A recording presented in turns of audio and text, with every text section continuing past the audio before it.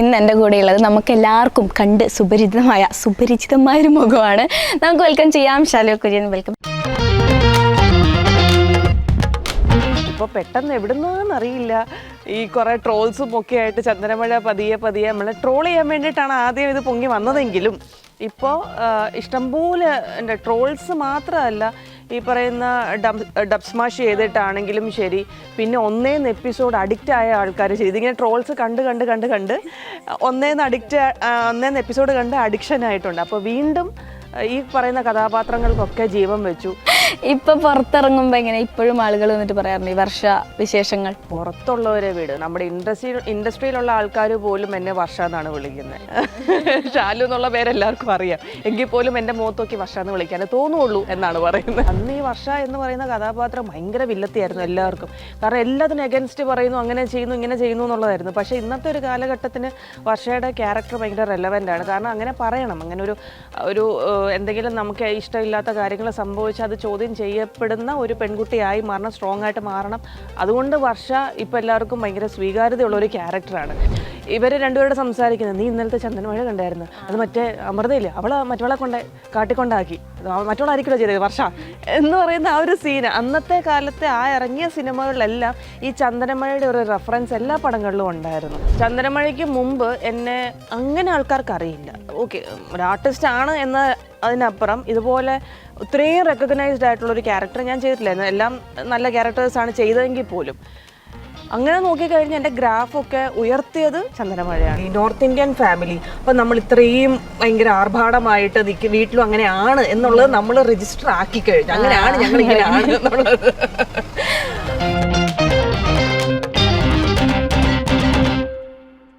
ഇന്ന് എൻ്റെ കൂടെയുള്ളത് നമുക്ക് എല്ലാവർക്കും കണ്ട് സുപരിചിതമായ ഒരു മുഖമാണ്. നമുക്ക് വെൽക്കം ചെയ്യാം ശാലു കുര്യൻ. ശാലു ചേച്ചി സുഖമായിട്ടിരിക്കുന്നു.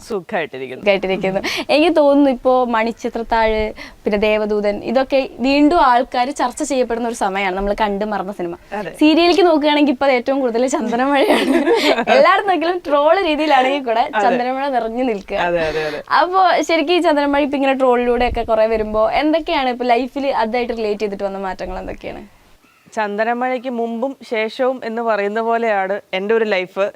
എൻ്റെ മാത്രമല്ല, അതിനകത്തുള്ള എല്ലാവരുടെയും ലൈഫൊക്കെ അങ്ങനെ തന്നെയാണ് പൊയ്ക്കൊണ്ടിരുന്നത്. ചന്ദനമഴയ്ക്ക് മുമ്പും ചന്ദനമഴയ്ക്ക് ശേഷവും എന്ന് പറഞ്ഞ പോലെ. ഇപ്പോൾ അത് ചന്ദനമഴ നടക്കുന്ന സമയത്താണെങ്കിലും എല്ലാവരും വർഷ എന്നും പറഞ്ഞിട്ടായിരുന്നു അറിയപ്പെട്ടുകൊണ്ടിരുന്നത്. ഷാലു എന്നുള്ള പേര് പലർക്കും അറിയില്ലായിരുന്നു. പിന്നീട് പല ഇൻ്റർവ്യൂസും പല സീരിയൽസും ഒക്കെ വേറെ ഞാൻ ചെയ്തിട്ടുണ്ടെന്നുള്ളത് അറിഞ്ഞിട്ട് ഷാലു എന്നാണ് പേരെന്ന് അറിഞ്ഞിട്ടും പിന്നെയും ആൾക്കാർക്ക് വർഷ എന്ന് വിളിക്കാനാണ് താല്പര്യം. ഈ കഴിഞ്ഞ 7-8 വർഷമായിട്ട് അത് തന്നെ തുടർന്നുകൊണ്ടിരിക്കുകയായിരുന്നു.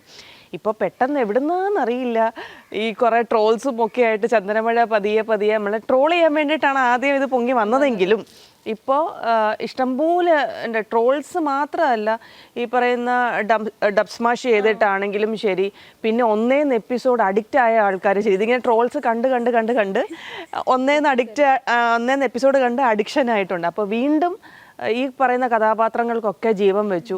വീണ്ടും ഞാൻ വർഷ തന്നെയായി മാറി. ഷാലു എന്നൊക്കെ ഇങ്ങനെ കുറച്ചെങ്കിലും അറിയപ്പെടുന്നു വെച്ചാൽ ഞാൻ വർഷ എന്നുള്ള പേര് മാറി ഷാലു ആണ് എന്നുള്ളത് അറിയപ്പെട്ട് വന്നുകൊണ്ടിരിക്കുകയായിരുന്നു. പക്ഷെ വീണ്ടും വർഷയിലേക്ക് തന്നെ പോയി. എനിക്ക് തോന്നുന്നു ഇപ്പത്തെ ഒരു ജനറേഷൻ കഴിഞ്ഞപ്പോ ഒരു ടൈമിലായിരുന്നു നമ്മുടെ ചന്ദനമഴ സീരിയല്. അതിനുശേഷം ഇപ്പത്തെ പിള്ളേരുടെ അടുത്തേക്കും കൂടെ പോവുകയാണ്. പിള്ളേർക്ക് സത്യം പറഞ്ഞ അന്നത്തെ ആ ഒരു കാലഘട്ടവും ഇന്നത്തെ കാലഘട്ടവും തമ്മിൽ വ്യത്യാസമുണ്ട്. അന്ന് ഈ വർഷ എന്ന് പറയുന്ന കഥാപാത്രം ഭയങ്കര വില്ലത്തിയായിരുന്നു എല്ലാവർക്കും. കാരണം എല്ലാത്തിനും എഗൻസ്റ്റ് പറയുന്നു, അങ്ങനെ ചെയ്യുന്നു ഇങ്ങനെ ചെയ്യുന്നു എന്നുള്ളതായിരുന്നു. പക്ഷേ ഇന്നത്തെ ഒരു കാലഘട്ടത്തിന് വർഷയുടെ ക്യാരക്ടർ ഭയങ്കര റെലവൻ്റ് ആണ്. കാരണം അങ്ങനെ പറയണം, അങ്ങനെ ഒരു എന്തെങ്കിലും നമുക്ക് ഇഷ്ടമില്ലാത്ത കാര്യങ്ങൾ സംഭവിച്ചാൽ അത് ചോദ്യം ചെയ്യപ്പെടുന്ന ഒരു പെൺകുട്ടിയായി മാറണം, സ്ട്രോങ് ആയിട്ട് മാറണം. അതുകൊണ്ട് വർഷ ഇപ്പം എല്ലാവർക്കും ഭയങ്കര സ്വീകാര്യതയുള്ള ഒരു ക്യാരക്ടറാണ്. ഇപ്പോഴത്തെ പിള്ളേരെ വെച്ചിട്ട് നോക്കുമ്പോൾ, ഇപ്പോഴത്തെ നമ്മുടെ ഈ കാലഘട്ടത്തെ വെച്ച് നോക്കുമ്പോൾ വർഷ ഭയങ്കര റിലവൻ്റ് ആണ്. ശരിക്കും പറഞ്ഞാൽ പണ്ട് വില്ലത്തിയായിരുന്ന ആളിപ്പോൾ നായികയായ അവസ്ഥയാണ്. ശരിക്കും റീലിൻ്റെ ഒക്കെ താഴെ വന്ന് കമന്റ് ഉണ്ട്, ഇപ്പോഴാണ് മനസ്സിലാക്കുന്നത് ശരിക്കും വർഷയ്ക്ക് മാത്രമേ കുടുംബത്തിൽ ബുദ്ധി ഉണ്ടായിരുന്നുള്ളൂ. അങ്ങനെയൊക്കെയാണ് ഇപ്പൊ കമന്റ്സ് വരുന്നത്. അതേപോലെ തന്നെ ഇപ്പൊ ഈ സീരിയലിൽ നോക്കുകയാണെങ്കിൽ നമ്മൾ ചന്ദനമഴ എനിക്കൊന്നൊരു മുന്നേ ട്രോൾസ് വന്നിട്ടുണ്ട്. ഇപ്പോൾ സീരിയലുകളിലെ ട്രോളുമ്പോ കൂടുതലായിട്ടും ചന്ദനമഴ എന്നുള്ള സീരിയലിനെ പേര് മാറ്റി ഡിഫറെന്റ് ആയിട്ട് കണ്ണീർ മഴ, അങ്ങനെയാണ് എല്ലാത്തിലും. കോമഡി ആണെങ്കിലും ഇപ്പൊ എന്താണെങ്കിലും ഇപ്പോൾ അന്നിറങ്ങിയ സിനിമകളിലാണെങ്കിൽ പോലും പല സിനിമകളിലും ചന്ദനമഴ കാണുന്ന കഥാപാത്രങ്ങൾ, അതായത് ഇപ്പം സൗബിൻ്റെയും ഒക്കെ ഒരു രണ്ടുപേരുടെ സംസാരിച്ച് എനിക്ക് മുത്തുഗവ് ആണെന്ന് തോന്നുന്നുണ്ട് സിനിമ. അതിൽ ഇവർ തമ്മിൽ സംസാരിക്കുന്നുണ്ട്. സൗബിനും എനിക്ക് തോന്നുന്നു മറ്റേ കോഴിക്കോടുള്ള ആർട്ടിസ്റ്റിൻ്റെ പേരെന്തായിരുന്നു, ഞാൻ പെട്ടെന്ന് ഹരീഷ്. ഇവർ രണ്ടുപേരോട് സംസാരിക്കുന്നത്, നീ ഇന്നലത്തെ ചന്ദനമഴ കണ്ടായിരുന്നു, അത് മറ്റേ അമൃതയില്ലേ അവളെ മറ്റവളെ കാട്ടിക്കൊണ്ടാക്കി, മറ്റവളായിരിക്കുമല്ലോ ചെയ്തത് വർഷ എന്ന് പറയുന്ന ആ ഒരു സീന്. അന്നത്തെ കാലത്തെ ആ ഇറങ്ങിയ സിനിമകളിലെല്ലാം ഈ ചന്ദനമഴയുടെ ഒരു റെഫറൻസ് എല്ലാ പടങ്ങളിലും ഉണ്ടായിരുന്നു, ബ്രാൻഡായിരുന്നു. അതുപോലെ തന്നെ ചന്ദനമഴ എന്ന് പറയുമ്പം ഇപ്പം നമ്മളാണെങ്കിൽ ഒരു ക്യാരക്ടറിനെ കുറിച്ച് ഇപ്പോൾ ഒരു പുതിയ സീരിയൽ വന്നു, ഒരു ക്യാരക്ടറിനെ കുറിച്ച് നമ്മൾ ചോദിക്കുമ്പോൾ പറയുന്നത് ചന്ദനമഴയുടെ അത്രയും മേക്കപ്പ് വേണോ, ചന്ദനമഴയുടെ അത്രയും ഓർണമെന്റ്സ് യൂസ് ചെയ്യണോ, അത്രയും കോസ്റ്റ്യൂംസ് ഒക്കെ അത്രയും റിച്ച് ആണോ, അതായത് റെഫറൻസ് പോലും ചന്ദനമഴ എന്നുള്ളതായി. ചന്ദനമഴയിലെ ഊർമിളയിലെ പോലെ വേണോ ഞങ്ങൾ, അല്ലെ ചന്ദനമഴയിലെ വർഷനെ പോലെ വേണോ ഞങ്ങൾ, അത്രയും ക്യാരക്ടർ പോലും അത്രയും വില്ലത്തിയാവണോ, അതോ അത്രയും പാവമായിരിക്കണോ, അങ്ങനെ റെഫറൻസ് വരെ വരാൻ തുടങ്ങി ഇപ്പോഴും. എനിക്ക് ആ ഒരു സീരിയലാണ് അവിടെ ഇത്രയും ഒരുപാട് ഓർണമെന്റ്സ് ഒക്കെ ഇട്ട് ഒരുപാട് മേക്കപ്പ് ഒക്കെ ഇട്ടിട്ടുള്ള നമ്മുടെ മലയാളം സീരിയലിലേക്ക് അങ്ങനത്തെ ഒരു കൾച്ചർ കൊണ്ടുവന്നതായിരുന്നു അല്ലേ? ശരിക്കും പറഞ്ഞാൽ ചന്ദനമഴയ്ക്ക് മുമ്പും നമ്മളെല്ലാവരും മേക്കപ്പ് യൂസ് ചെയ്യുന്ന ആൾക്കാർ തന്നെയാണ്. അത്യാവശ്യം നല്ലതായിട്ട് വിരിഞ്ഞ് കണ്ണൊക്കെ എഴുതും. നമ്മുടെ വീട്ടിലാരും അത്ര അങ്ങനെ വിരിഞ്ഞ് കണ്ണൊന്നും എഴുതത്തില്ല, ലിപ്സ്റ്റിക് ഇടത്തില്ല, ഒന്നും ചെയ്യത്തില്ല. പക്ഷെ സീരിയലിൽ ഇത് ആവശ്യമായിട്ട് വരുന്നത് എന്താണെന്ന് വെച്ചാൽ ഇത്രയും ലൈറ്റ്സ് വെച്ച് അഭിനയിക്കുന്നില്ല. അപ്പം നമ്മുടെ ബെയർ സ്കിന്നിൽ അങ്ങനെ പോയി അഭിനയിച്ചു കഴിഞ്ഞാൽ ആ ഒരു ക്യാരക്ടർ, നമ്മൾ ചെയ്യുന്ന ക്യാരക്ടറിന് അത്രയും ഒരു എന്താ കാണുന്ന ആൾക്കാർക്ക് ആ എക്സ്പ്രഷൻ കറക്റ്റ് കിട്ടത്തില്ല. അതുകൊണ്ടാണ് നമ്മൾ ഇതെല്ലാം ഡിഫൈൻ ചെയ്യുന്നത്. ഇതെന്ന് വന്നതെന്ന് പറഞ്ഞപ്പം ഈ Desai family, north Indian family, അപ്പം നമ്മൾ ഇത്രയും ഭയങ്കര ആർഭാടമായിട്ട് വീട്ടിലും അങ്ങനെയാണ് എന്നുള്ളത് നമ്മൾ രജിസ്റ്റർ ആക്കി കഴിഞ്ഞു. അങ്ങനെയാണ് ഞങ്ങൾ ഇങ്ങനെയാണ് എന്നുള്ളത്. എനിക്ക് തോന്നുന്നു ആ സീരിയല് എന്താ ഒരു തമിഴ് സീരിയല് അല്ല, ആക്ച്വലി ഇത് ഹിന്ദി സീരിയലാണ്. ഹിന്ദി സീരിയല് സാത് നിഭാന സാത്യ എന്ന് പറഞ്ഞ ഒരു ഹിന്ദി സീരിയലാണ്. അതും എനിക്ക് തോന്നുന്നു ഈ ചന്ദനമഴ എന്നുള്ള സീരിയലൊക്കെ വരുന്നതിന് ഒരു 3-4 വർഷം മുന്നേ തൊട്ടേ ഉണ്ട്. ചന്ദനമഴ നടക്കുമ്പോഴും അത് കണ്ടിന്യൂ ആയിക്കൊണ്ടിരിക്കുന്നുണ്ട്. അത് ഏതാണ്ട് 7-8 വർഷം പോയ ഒരു സീരിയലാണ്. അവിടെ നിന്നാണ് അത് തെലുങ്ക്, കന്നഡ, തമിഴ് എന്നൊക്കെ പറഞ്ഞ് വന്നത്. അവസാനമാണെന്ന് തോന്നുന്നു എനിക്ക് മലയാളത്തിൽ വന്നതെന്ന് എനിക്ക് തോന്നുന്നുണ്ട്. ബാക്കി ഭാഷകളിലൊക്കെ വന്നിട്ടാണ് മലയാളത്തിൽ വന്നത്. എനിക്ക് ഇങ്ങനെ ഫ്രണ്ട്സ് ഒക്കെ ആ സമയത്ത് എല്ലാം നമ്മളെല്ലാ ഭാഷയിലും കാണുമല്ലോ. അപ്പൊ ഇങ്ങനെ പറയായിരുന്നു വർഷയ്ക്ക് ട്വിൻസ് ഉണ്ടാവും, അത് അങ്ങനെയാണ് അപ്പൊ നമ്മളെല്ലാരും വെയിറ്റ് ചെയ്ത് നിൽക്കുമ്പോഴാണ് ഇത് പെട്ടെന്ന് കഴിഞ്ഞത്. അപ്പൊ രണ്ടാം ഭാഗം ഞങ്ങൾക്ക് ഇനിയും പ്രതീക്ഷിക്കാം, ഇത് ഇപ്പൊ എത്ര ചർച്ച ചെയ്യാൻ ഞാനത് സാറിനോട് ഞാൻ ചോദിച്ചിട്ടുണ്ട്, ഞങ്ങളുടെ പ്രൊഡ്യൂസറിൻ്റെ അടുത്ത് ചോദിച്ചിട്ടുണ്ട്. അപ്പം സാറും അല്ല തീരുമാനിക്കുന്നത്. ആക്ച്വലി ഇത് ചാനലാണ് ഡിസൈഡ് ചെയ്യുക, ചാനലിനാണ് അതിന് ഫുൾ അതോറിറ്റി. അപ്പോൾ ചാനലാണ് തീരുമാനിക്കേണ്ടത് ഇതിന് രണ്ടാം ഭാഗം വേണോ വേണ്ടയോ എന്നൊക്കെ ഉള്ളത്. നിങ്ങൾ കോണ്ടാക്ട് ഉണ്ടോ ഇപ്പോഴും എല്ലാവരുമായിട്ട്? കുറെയൊക്കെ ആൾക്കാരുമായിട്ട് പിന്നെ ഇപ്പോഴും ഞങ്ങൾ ആ ഒരു നല്ല സ്നേഹബന്ധം കാത്തു സൂക്ഷിക്കുന്നുണ്ട്. കുറെ പേരുടെ ഒരു സ്റ്റാർട്ടിങ് ആയിരുന്നു എല്ലാവരുടെയും മുഖം ഇപ്പോ അതിലെ ക്യാരക്ടേഴ്സ്. ഇപ്പൊ എന്നെ സംബന്ധിച്ച് ഞാൻ ചന്ദനമഴയ്ക്ക് മുമ്പേ ഒരു 7-8 വർഷമായിട്ട് ഇൻഡസ്ട്രിയിലുള്ള ആൾ. ഇപ്പൊ ഏകദേശം ഞാനൊരു 10-15 വർഷമായി ഇൻഡസ്ട്രിയിലുള്ള ഒരാളാണ്. ചന്ദനമഴയ്ക്ക് മുമ്പ് എന്നെ അങ്ങനെ ആൾക്കാർക്ക് അറിയില്ല. ഓക്കെ, ഒരു ആർട്ടിസ്റ്റ് ആണ് എന്ന അതിനപ്പുറം ഇതുപോലെ ഇത്രയും റെക്കഗ്നൈസ്ഡ് ആയിട്ടുള്ളൊരു ക്യാരക്ടർ ഞാൻ ചെയ്തിട്ടില്ലായിരുന്നു. എല്ലാം നല്ല ക്യാരക്ടേഴ്സാണ് ചെയ്തതെങ്കിൽ പോലും അങ്ങനെ നോക്കിക്കഴിഞ്ഞാൽ എൻ്റെ ഗ്രാഫൊക്കെ ഉയർത്തിയത് ചന്ദനമഴയാണ്. ഞങ്ങളുടെയൊക്കെ ലൈഫിലെ എല്ലാവരുടെയും മിക്കവരുടെയും കരിയർ ഗ്രാഫ് തന്നത് ചന്ദനമഴയായിരുന്നു. ആരുടെയും ആദ്യത്തെ സീരിയൽ എന്നല്ല, എല്ലാവരുടെയും കുറേയൊക്കെ ചെയ്ത് കഴിഞ്ഞ് വന്നവരാണ് മിക്കവരും. പക്ഷെ കരിയർ ഗ്രാഫ് ഉയർന്നത് ഈ ചന്ദനമഴ വഴിയാണ്. ഇപ്പൊ പുറത്തിറങ്ങുമ്പോ എങ്ങനെ ഇപ്പോഴും ആളുകൾ വന്നിട്ട് പറയാറുണ്ട് ഈ വർഷ വിശേഷങ്ങൾ? പുറത്തുള്ളവരെ വീട് നമ്മുടെ ഇൻഡസ്ട്രിയിലുള്ള ആൾക്കാർ പോലും എന്നെ വർഷ എന്നാണ് വിളിക്കുന്നത്. ഷാലു എന്നുള്ള പേര് എല്ലാവർക്കും അറിയാം, എങ്കിൽ പോലും എന്റെ മുഖത്ത് നോക്കി വർഷ എന്ന് വിളിക്കാനേ തോന്നുള്ളൂ എന്നാണ് പറയുന്നത്. അത്രയും നമ്മളും അതെ, വർഷയില്ല അതിനെ അങ്ങ് ആവാഹിച്ചെടുത്തേക്കാണ്. മറ്റേ നാഗവല്ലീനെ ആവാഹിച്ചെടുത്തു എന്ന് പറയുന്നല്ല. നല്ല കാര്യം. അതെ അതെ അതെ. എങ്ങനെയായിരുന്നു ഈ ഒരു ഫീൽഡിലേക്കുള്ള വരവ്? ഞാൻ കുറേ ഇന്റർവ്യൂസിൽ പറഞ്ഞിട്ടുള്ള കാര്യമാണ്. ഞാൻ ഒന്നും പ്ലാൻഡ് അല്ല, എൻ്റെ ലൈഫിൽ നടക്കുന്ന ഒരു കാര്യങ്ങളും പ്ലാൻഡ് അല്ലായിരുന്നു. ഞാൻ ഇതിന് തുടക്കം എന്ന് പറയുന്നത് അന്നത്തെ കാലത്ത് എല്ലാവരും പറയുന്ന ഒരു കാര്യമാണ് ഡാൻസ് ആണ് ബേസ് എന്ന് പറഞ്ഞ പോലെ തന്നെയായിരുന്നു എൻ്റെയും ബേസ് ഡാൻസ് ആയിരുന്നു. അതും പെട്ടെന്നുണ്ടായൊരു തോന്നലാണ്. എൻ്റെ കുടുംബത്തിലാരും അങ്ങനെ ഡാൻസ് കളിക്കുന്ന ആൾക്കാരും അല്ലേ, അങ്ങനെ ഒരു കലയുമായിട്ട് ബന്ധമുള്ള ആൾക്കാരൊന്നുമില്ല. പക്ഷെ എല്ലാവർക്കും കല ഇഷ്ടമാണ്. എൻ്റെ പാരൻസിനാണെങ്കിലും കല ഭയങ്കര ഇഷ്ടമുള്ളതാണ്. പക്ഷെ അവരൊന്നും അവരുടെ ഒരു സാഹചര്യം വെച്ച് അവർക്ക് ഡാൻസിനോ അങ്ങനെയുള്ളതൊന്നും പങ്കെടുക്കാനോ പോകാനോ ഉള്ള സാഹചര്യം ഉണ്ടായിരുന്നില്ല. അപ്പോൾ അത് മകൾ ഇങ്ങനെ പറഞ്ഞപ്പോഴത്തേനും മകളെ സപ്പോർട്ട് ചെയ്തു. അങ്ങനത്തെ പാരൻസ് ആയിരുന്നു എനിക്കുണ്ടായിരുന്നത്. ഞാനത് പറഞ്ഞതിൻ്റെ പേര് അപ്പം തന്നെ പിറ്റേ ദിവസം തന്നെ ഒരു ഡാൻസ് മാഷിനെ ഡാൻസിനെ ഏർപ്പാടാക്കി. അതേ വർഷം തന്നെ ഞാൻ സ്കൂളിൽ യുവജനോത്സവം സ്റ്റേറ്റ് ഞാൻ പോയിട്ടില്ല, പോകാൻ ആഗ്രഹം ഉണ്ടായിരുന്നു, പോയിട്ടില്ല. സബ് ജില്ലാ ഡിസ്ട്രിക്ട് അല്ല സബ് ജില്ലാ കലോത്സവം ഒക്കെ കറുകച്ചാൽ സബ് ജില്ലയിലെ കലാതിലകം എടുത്തു കളഞ്ഞ വർഷം ഞാൻ അവിടെ ഏറ്റവും കൂടുതൽ പോയിന്റ് വാങ്ങിച്ച ആളായിരുന്നു. അല്ലെങ്കിൽ കലാതിലകം ഒരെണ്ണം സബ് ജില്ലയല്ലേ, കറുകച്ചാൽ സബ് ജില്ലയിലെ ഒരെണ്ണം എൻ്റെ വീട്ടിൽ ഇരുന്നേനെ, പക്ഷെ പറഞ്ഞിട്ട് കാര്യമില്ല, ഒരു ട്രോഫി എടുത്ത് കളഞ്ഞു. അപ്പോൾ അങ്ങനെ ഇല്ല, ഡാൻസ് ആയിരുന്നു, മെയിൻലി ഡാൻസ് ആയിരുന്നു. അത് കഴിഞ്ഞപ്പോൾ ഇതേപോലെ തന്നെ എപ്പോഴോ പുറത്ത് പോയി വന്നപ്പോൾ എൻ്റെ ഫാദർ പറഞ്ഞു, അവിടെ അടുത്ത് കോട്ടയത്ത് എവിടെയോ ആ ഭാഗത്ത് എവിടെയോ ഷൂട്ട് നടക്കുന്നുണ്ടായിരുന്നു. അപ്പോൾ കുറേ വണ്ടികളും കുറേ ആൾക്കാരും ആർട്ടിസ്റ്റുകളും ഒക്കെ അവിടെ ഉണ്ട്, ഭയങ്കര രസമുണ്ടായിരുന്നു, ഞാൻ ഇടയ്ക്ക് അരിച്ചു നേരം പോയി നിന്ന് കണ്ടു എന്നൊക്കെ പറഞ്ഞ് വീട്ടിൽ വന്ന വിശേഷം പറഞ്ഞപ്പോൾ ഞാനും പറഞ്ഞു ഒന്നാം കൊള്ളാം എനിക്കും അഭിനയിക്കണം. ഒന്നും അറിയില്ല, വെറുതെ പറഞ്ഞതാ അഭിനയിക്കണമെന്ന് പറഞ്ഞപ്പോഴത്തേനും എൻ്റെ ഡാൻസ് സാറിൻ്റെ അടുത്ത് പറഞ്ഞു അവർക്ക് ഇങ്ങനെ ഒരു ആഗ്രഹമുണ്ട്. അങ്ങനെ വലിയ ആഗ്രഹമായിട്ടൊന്നും പറഞ്ഞതല്ല, എന്നാൽ നോക്കാം എന്നുള്ളത് മട്ടേ ഉണ്ടായിരുന്നുള്ളൂ. അപ്പോൾ സാറിൻ്റെ പരിചയത്തിലുള്ള ഒരു ഡയറക്ടർ ഉണ്ടായിരുന്നു, അദ്ദേഹം ചാവറ അച്ഛൻ്റെ ഒരു ഡോക്യുമെൻ്ററി ചെയ്യുന്നുണ്ടായിരുന്നു. അപ്പം അതിലൊരു ക്യാരക്ടർ, ചെറിയൊരു ക്യാരക്ടർ ചെയ്തു. പിന്നെ നമുക്കറിയാലോ ഒരിടത്ത് വർക്ക് ചെയ്ത് കഴിഞ്ഞാൽ പിന്നെ നമുക്കിങ്ങനെ കോണ്ടാക്ട്സ് കിട്ടും, അടുത്തടുത്തതിലേക്ക് കോണ്ടാക്ട്സ് കിട്ടും. അങ്ങനെ കോണ്ടാക്ട് കിട്ടി, ഞാനിപ്പോൾ ഇവിടെ വന്ന് നിൽക്കുന്നു. ആദ്യത്തെ സീരിയൽ ഏതായിരുന്നു? ഫസ്റ്റ് സീരിയലാണ് ചെയ്തത്? ആദ്യം 2 സീരിയലുണ്ട്, ഇതിലേതാണ് ആദ്യം വന്നതെന്നുള്ള കൺഫ്യൂഷനുണ്ട്. ഒന്ന് തിങ്കളും താരകങ്ങളും എന്നൊരു സീരിയൽ പുരുഷോത്തമൻ സാർ ഡയറക്റ്റ് ചെയ്ത അമൃതയിലായിരുന്നു. പിന്നെ ഉള്ളത് കരീം സാർ ഡയറക്റ്റ് ചെയ്ത കൃഷ്ണപക്ഷം എന്ന് പറഞ്ഞിട്ട് ഒരു ഹൊറർ സീരിയൽ ഉണ്ടായിരുന്നു സൂര്യ ചാനലിൽ. ഇതിൽ രണ്ടിലേതാണ് ടെലികാസ്റ്റ് ആയെന്നുള്ളത് എനിക്കിപ്പോഴും കൺഫ്യൂഷനാണ്. 2004 ഫസ്റ്റ് വന്നിട്ടുണ്ടായിരുന്നു. ഏതാണ്ട് ആ ഒരു 2004 അതോ 2000 ആയിരിക്കണം, 2005 2006 ആ ഒരു കാലഘട്ടമായിരിക്കണം. 4 വന്നിട്ടില്ലെന്നാണ് എൻ്റെ വിശ്വാസം. 5, 6 ആ ഒരു കാലഘട്ടത്തിലാണ് ഞാൻ ഇൻഡസ്ട്രിയിലേക്ക് വരുന്നത്. 2005 2006 10ാം ക്ലാസ്സൊക്കെ പഠിക്കുന്ന ഒരു സമയം. സിനിമയിലേക്കുള്ളൊരു എല്ലാം ആ സമയത്തായിരുന്നു. ഞാൻ ജൂബിലി ചെയ്തതും അതേ ഏതാണ്ട് ആ സമയത്ത് 2006 2007 ആ കാലഘട്ടത്തിലെങ്ങാണ്ട് ജൂബിലി എന്നുള്ള എൻ്റെ ഫസ്റ്റ് ഫിലിം വരുന്നത്. അതാണ് ഞാൻ പറഞ്ഞത്, ആ ഒരു കാലം അവിടം തൊട്ടാണ്. ഈ സീരിയലിലുള്ളവർക്ക് ഉണ്ടാവില്ലേ സിനിമയിലും കൂടെ ഇതുപോലത്തെ ഒരു റെക്കഗ്നൈസേഷൻ കിട്ടണം എന്ന് പറഞ്ഞിട്ട് വലിയ വലിയ ക്യാരക്ടർ അതിനുവേണ്ടി ട്രൈ ചെയ്തിരുന്നു. ഞാൻ ആദ്യം സിനിമകളായിരുന്നു ചെയ്തിരുന്നത്, പിന്നെ നമുക്ക് സീരിയൽ കിട്ടിയപ്പോഴത്തേനും കുറച്ചുകൂടെ നല്ല ക്യാരക്ടേഴ്സ് കിട്ടി, ചെയ്യാനായിട്ട് എന്തെങ്കിലുമുള്ള ക്യാരക്ടേഴ്സ് കിട്ടി. പിന്നെ അതുകൊണ്ട് എനിക്ക് സീരിയൽ കംഫർട്ടബിൾ ആയിട്ട് തോന്നി. കാരണം എനിക്ക് ആസ് എൻ ആർട്ടിസ്റ്റ് എനിക്ക് അഭിനയിക്കാൻ ഉള്ള എന്തെങ്കിലും വേണം, അല്ലാതെ വെറുതെ പോയി നിന്നിട്ട് കാര്യമില്ല എന്നുള്ള ഒരു തോന്നലാണ്.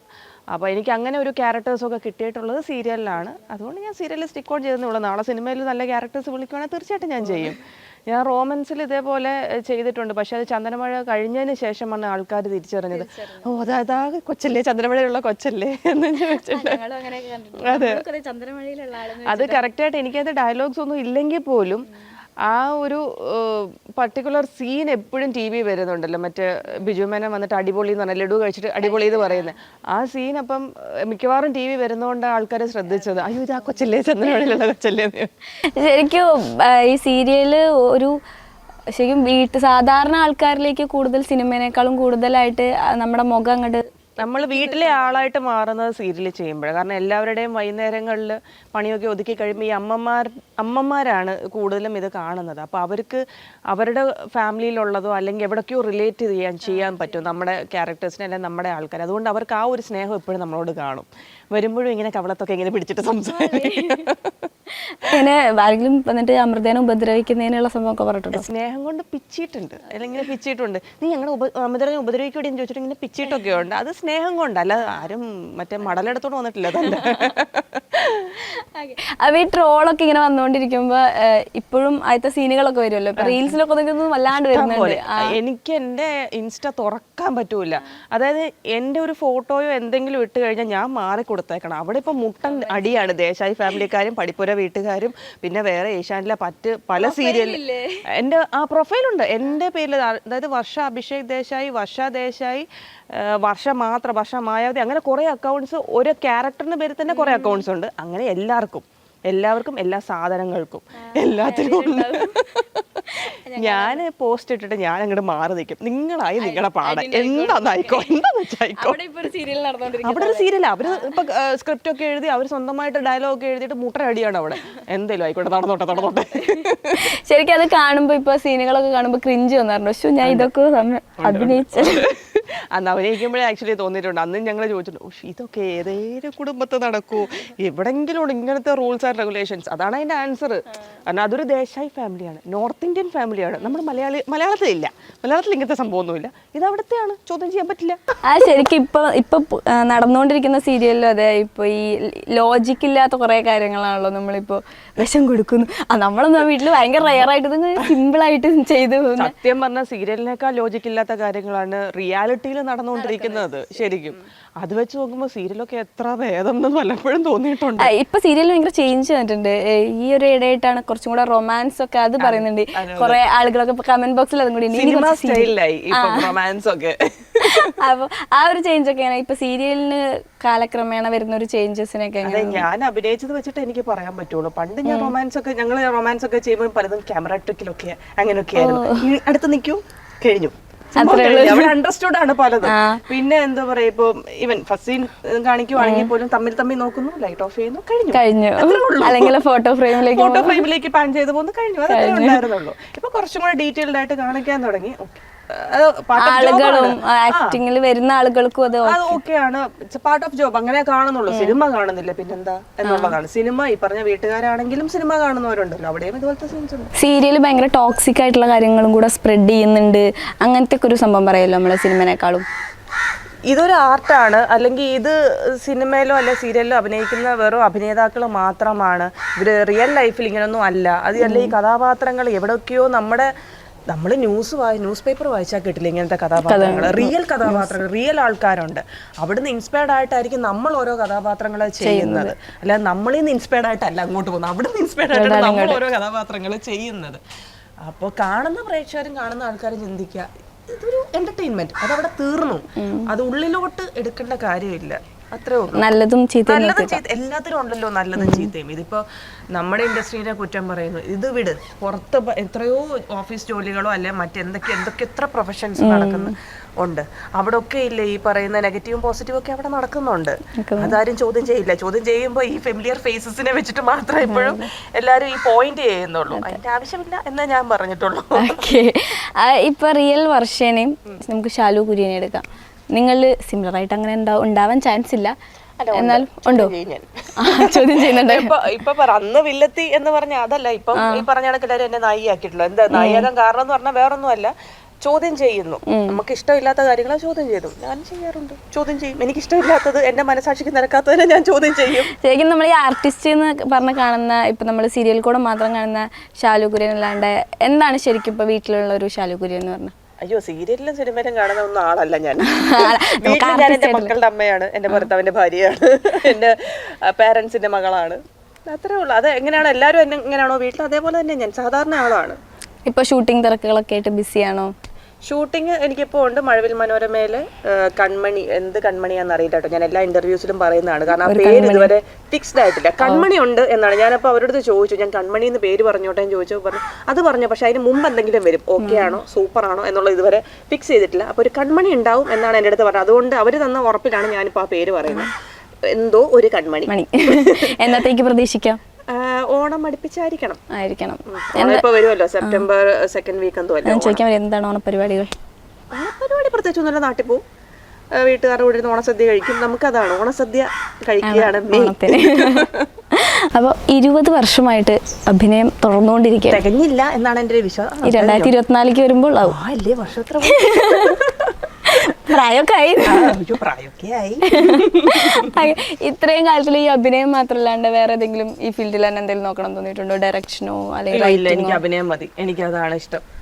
ഡാൻസിന് ശേഷം എന്തെങ്കിലും ചെയ്യുന്നു? ഇല്ല, ഞാൻ എത്ര ഡാൻസ് ചെയ്തിട്ട് ഇപ്പോൾ ഒരു 10 വർഷത്തിന് മേലെ ഡാൻസ് ചെയ്തിട്ട്.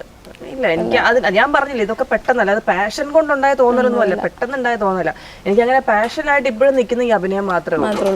ഇനി ചെയ്യാൻ ആഗ്രഹമുണ്ടോ അങ്ങനെ എന്തെങ്കിലുമൊക്കെ? ഇപ്പൊ ഈ സിനിമ, എന്റെ ഈ പറയുന്ന പല കാര്യങ്ങളും എനിക്ക് പെട്ടെന്ന് മനസ്സിൽ തോന്നുന്നതാണ്, തോന്നി ഞാൻ ചെയ്യുന്ന കാര്യങ്ങളാണ്. ഇപ്പൊ നിലവിൽ എനിക്ക് അങ്ങനത്തെ ഒരു ആഗ്രഹങ്ങളും ഇല്ല. എന്റെ നിർത്തിപ്പോയൊരു യൂട്യൂബ് ചാനലുണ്ട്, അത് വീണ്ടും പൊടിതട്ടി എടുക്കണം എന്നുള്ളതാണ് ഇപ്പൊ എന്റെ ഒരു ആഗ്രഹം. ഇപ്പൊ എല്ലാവരും അങ്ങനെ വരുന്നുണ്ട്. അങ്ങനെയല്ല, എനിക്ക് ഓൾറെഡി യൂട്യൂബ് ചാനൽ ഉണ്ടായിരുന്നു, കുറച്ച് സബ്സ്ക്രൈബേഴ്സ് കുറച്ച് എന്ന് വെച്ചാൽ ഒരു 20-25K ഉണ്ടായിരുന്നു. പക്ഷെ അത് എൻ്റെ രണ്ടാമത്തെ കുഞ്ഞിനെ കൺസീവ് ആയിരിക്കുന്ന സമയത്താണ് ഞാനത് സ്റ്റാർട്ട് ചെയ്തത്. പക്ഷെ അന്നേരത്തെ ഉണ്ടാകുന്ന ഒരു സിക്നസിൻ്റെ ഒക്കെ ഭാഗമായിട്ട് എനിക്കത് കണ്ടിന്യൂ ചെയ്ത് പോകാൻ പറ്റാഞ്ഞുകൊണ്ട് ഞാനത് നിർത്തി കഴിഞ്ഞ് പിന്നെ കുഞ്ഞിനെ വളർത്തണം അങ്ങനെയുള്ള ഇതൊക്കെ തിരക്കുകളും ഒക്കെ ആയി കഴിഞ്ഞപ്പോഴത്തേനും അതങ്ങനെ നിന്ന് പോയതാണ്.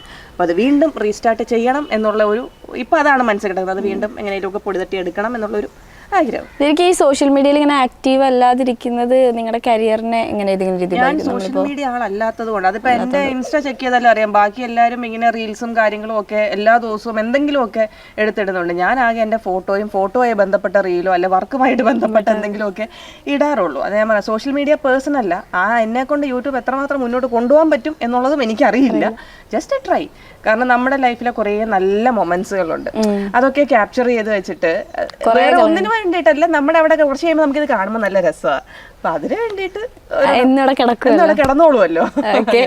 എനിക്ക് നമ്മളിപ്പോ സോഷ്യൽ മീഡിയയിൽ എല്ലാതും വരുന്നതിന് കുറെ നെഗറ്റീവും പറയും, സോഷ്യൽ മീഡിയ കൊണ്ട് കുറെ പോസിറ്റീവ്. ഇപ്പൊ അങ്ങനെ എനിക്ക് തോന്നുന്നു ചേച്ചീനെ എടുത്തു കഴിഞ്ഞാൽ പോസിറ്റീവായിട്ട് വന്നൊരു കാര്യമാണ് ഇപ്പൊ വീണ്ടും ചന്ദനമഴയുടെ ഒരു ലൈഫിൽ ഒരുപാട് പോസിറ്റീവും കൊണ്ടുവന്ന.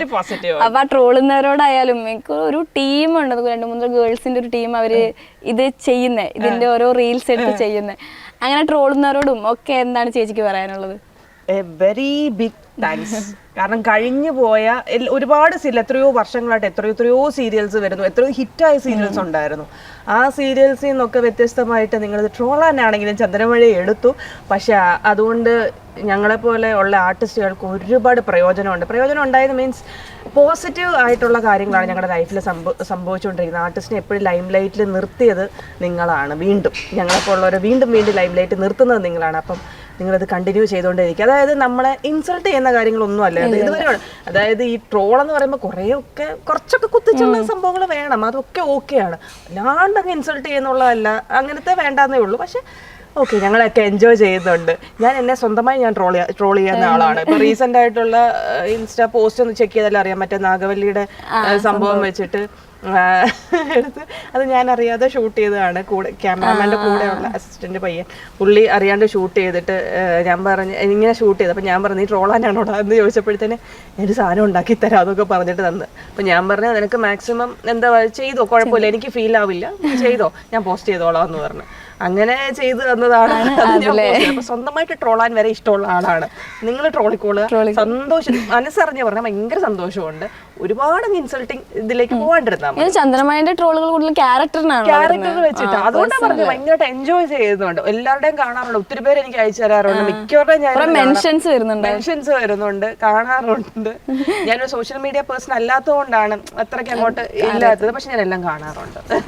അത് ശരിക്കും സീരിയലിൽ ഇപ്പൊ ഉണ്ടായിരുന്ന അതിന് കുറെ ആൾക്കാരുണ്ട്, നിങ്ങൾ എന്ത് ചെയ്യുന്നു എന്നറിയാൻ, നിങ്ങൾ എവിടെയാണെന്ന് അറിയാൻ, പുതിയ അപ്ഡേറ്റ്സ് അറിയാൻ, നിങ്ങളെ കുറിച്ചറിയാൻ, പേഴ്സണലി നിങ്ങൾ അറിയാൻ ആ ഒരു ക്യാരക്ടർ അല്ലാണ്ട്. അപ്പോൾ അതിനുള്ളൊരു വേദിയായിട്ട് ഇത് ഞാൻ മാറ്റിയിരിക്കുകയാണ്. അപ്പോൾ ഇത്രയും നേരം ഒരുപാട് കാര്യങ്ങൾ ഞങ്ങളായിട്ട് പങ്കുവച്ചതിന് ഒരുപാട് സന്തോഷം. വീണ്ടും കാണാം. ഇനി അടുത്ത സീരിയൽ ഇങ്ങനെ വൈറലാവട്ടെ, എല്ലാ സീരിയൽസും വൈറലാവട്ടെ. വീണ്ടും ഞങ്ങൾ ഏറെ കയറ്റിക്കൊണ്ടിരിക്കുക. ഞങ്ങൾ ശൂന്യാകാശത്ത് തന്നെ താമസം ഉറപ്പിച്ചോളാം. Okay, thank you. ഓക്കെ. ശരി.